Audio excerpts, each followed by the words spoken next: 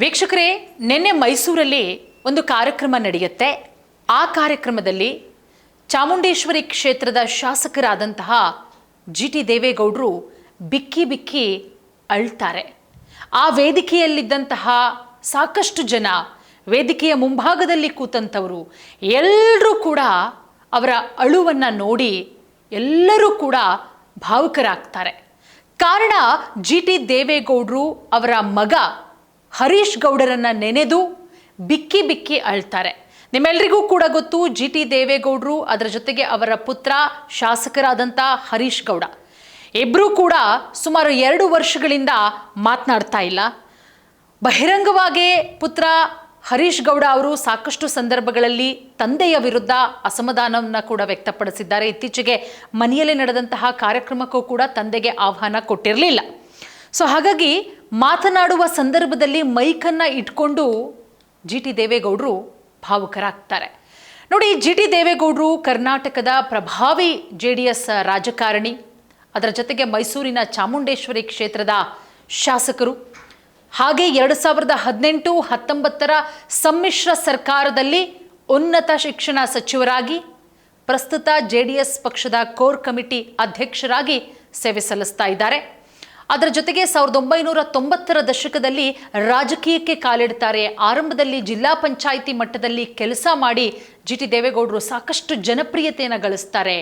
ಮೈತ್ರಿ ಸರ್ಕಾರದಲ್ಲಿ ಸಚಿವರಾಗಿರ್ತಾರೆ. 2018ರ ವಿಧಾನಸಭೆ ಚುನಾವಣೆಯಲ್ಲಿ ಪ್ರಬಲ ನಾಯಕರು, CM ಆಗಿದ್ದಂತಹ ಸಿದ್ದರಾಮಯ್ಯ ಅವರ ವಿರುದ್ಧವೇ ಚಾಮುಂಡೇಶ್ವರಿ ಕ್ಷೇತ್ರದಲ್ಲಿ ಭರ್ಜರಿಯಾದಂತಹ ಗೆಲುವನ್ನು ಸಾಧಿಸ್ತಾರೆ ಜಿಟಿ ದೇವೇಗೌಡರು. ನಂತರ HD ಕುಮಾರಸ್ವಾಮಿ ಅವರ ನೇತೃತ್ವದ JDS ಹಾಗೆ ಕಾಂಗ್ರೆಸ್ ಮೈತ್ರಿಕೂಟದಲ್ಲಿ ಉನ್ನತ ಶಿಕ್ಷಣ ಸಚಿವರಾಗೂ ಕೂಡ ಕಾರ್ಯನಿರ್ವಹಿಸಿದ್ದಾರೆ. JDSನ ನಿಷ್ಠಾವಂತ ನಾಯಕರಾಗಿ ಗುರುತಿಸಿಕೊಂಡಿದ್ರು. ಪಕ್ಷ ಸಂಘಟನೆಯಲ್ಲಿ ಸದಾ ಜಿಟಿ ದೇವೇಗೌಡರು ಮುಂದಿರ್ತಾ ಇದ್ರು, ಪ್ರಮುಖ ಪಾತ್ರವನ್ನು ವಹಿಸ್ತಾ ಇದ್ರು. ಅದರ ಜೊತೆಗೆ ಇವರ ನಾಯಕತ್ವವನ್ನು ಮೆಚ್ಚಿ JDS ಪಕ್ಷ JDSನ ಕೋರ್ ಕಮಿಟಿ ಅಧ್ಯಕ್ಷರನ್ನಾಗೂ ಕೂಡ ನೇಮಕ ಮಾಡಿದೆ. ಅದರ ಜೊತೆಗೆ ಮೈಸೂರು ಭಾಗದ ಒಕ್ಕಲಿಗ ಸಮುದಾಯದ ಪ್ರಮುಖ ನಾಯಕರು, ತಳಮಟ್ಟದ ಕಾರ್ಯಕರ್ತರೊಂದಿಗೆ ಉತ್ತಮವಾದಂಥ ಒಡನಾಟವನ್ನು ಕೂಡ ಹೊಂದಿದ್ದಾರೆ. ಅದರ ಜೊತೆಗೆ ಸಾಂಸ್ಕೃತಿಕ ಹಾಗೆ ಜಾನಪದ ಚಟುವಟಿಕೆಗಳಲ್ಲಿ ಜಿಟಿ ದೇವೇಗೌಡರು ವಿಶೇಷವಾದಂತಹ ಆಸಕ್ತಿಯನ್ನು ಹೊಂದಿದ್ದಾರೆ. ಬಟ್ ನಿಮ್ಮೆಲ್ಲರಿಗೂ ಕೂಡ ಗೊತ್ತು, ಇತ್ತೀಚೆಗೆ JDS ಜೊತೆಗಿನ ಸಂಬಂಧ ಅಷ್ಟೊಂದು ಚೆನ್ನಾಗಿಲ್ಲ. ಬಹಿರಂಗವಾಗಿ ಜಿಟಿ ದೇವೇಗೌಡರು ಸಾಕಷ್ಟು ಬಾರಿ ಅಸಮಾಧಾನವನ್ನು ವ್ಯಕ್ತಪಡಿಸ್ತಾರೆ. ಕಾಂಗ್ರೆಸ್ ಪಕ್ಷದ ಜೊತೆಗೆ ಆಗಾಗ ಕಾಣಿಸ್ಕೊಳ್ತಾರೆ. ಕಾಂಗ್ರೆಸ್ ಪಕ್ಷದ ನಾಯಕರೊಟ್ಟಿಗೆ ಕಾಂಗ್ರೆಸ್ಗೂ ಸೇರ್ಪಡೆ ಆಗ್ತಾರೆ ಅನ್ನೋ ಮಾತುಗಳು ಕೂಡ ಕೇಳಿಬರ್ತಾ ಇತ್ತು. ಅದರ ಜೊತೆಗೆ ಪಕ್ಷದ ಜೊತೆಗೂ ಅಷ್ಟೊಂದು ಸಂಬಂಧ ಚೆನ್ನಾಗಿಲ್ಲ. ಪಕ್ಷದ ಯಾವುದೇ ಕಾರ್ಯಕ್ರಮಗಳಾಗಲಿ, ಯಾವುದೇ ಸಭೆ ಸಮಾರಂಭಗಳಾಗಲಿ, ಹೋರಾಟಗಳಾಗಲಿ ಯಾವುದರಲ್ಲೂ ಕೂಡ ಜಿಟಿ ದೇವೇಗೌಡರು ಭಾಗಿಯಾಗ್ತಾ ಇಲ್ಲ. ಇದೆಲ್ಲದರ ನಡುವೆ ನಿನ್ನೆ ನಡೆದಂತಹ ಕಾರ್ಯಕ್ರಮ, ಆ ಸಂದರ್ಭದಲ್ಲಿ ಮಗನನ್ನು ನೆನೆಸ್ಕೊಂಡು ವೇದಿಕೆಯಲ್ಲೇ ಬಿಕ್ಕಿ ಬಿಕ್ಕಿ ಹತ್ತಿದ್ದಾರೆ. ಖಂಡಿತ ಅಲ್ಲಿದ್ದಂಥವರೆಲ್ಲರೂ ಕೂಡ ಒಂದು ಕ್ಷಣ ಭಾವುಕರಾಗ್ತಾರೆ. ಅದರ ಜೊತೆಗೆ ಆದಷ್ಟು ಬೇಗ ತಂದೆ ಮಗನ ಸಂಬಂಧ ಸರಿ ಹೋಗಲಿ. ನೋಡಿ, ಚಾಮುಂಡೇಶ್ವರಿ ವಿಧಾನಸಭಾ ಕ್ಷೇತ್ರದ ಶಾಸಕರು, ಮಾಜಿ ಸಚಿವರು ಮಗನನ್ನು ನೆನೆದು ಕಣ್ಣೀರು ಹಾಕಿರೋದು. ನಿನ್ನೆ ಮೈಸೂರಿನ KSOU ಘಟಿಕೋತ್ಸವ ಭವನ ಕಾರ್ಯಕ್ರಮ ನಡೀತು.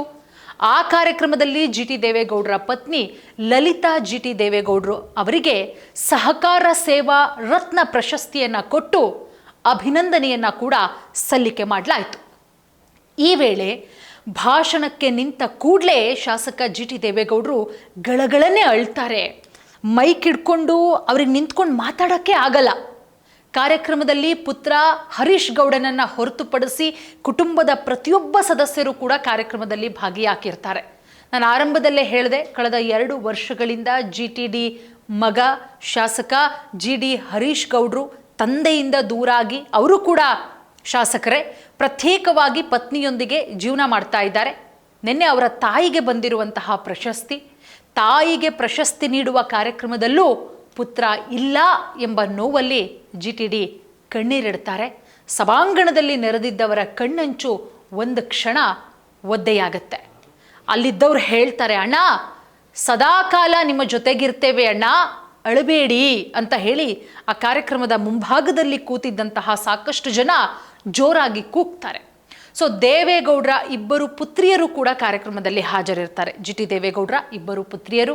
ಈ ವೇಳೆ ಪುತ್ರನನ್ನ ನೆನೆದು ಜಿ ಟಿ ದೇವೇಗೌಡರು ಭಾವುಕರಾಗ್ತಾರೆ. ಪುತ್ರ ಹರೀಶ್ ಗೌಡ ಕೆಲ ಕಾಲ ತಂದೆ ಜಿ ಟಿ ದೇವೇಗೌಡರು ದೂರ ಇದ್ದು ಇಬ್ಬರೂ ಕೂಡ ಅಂತರ ಕಾಯ್ದುಕೊಂಡಿದ್ದಾರೆ.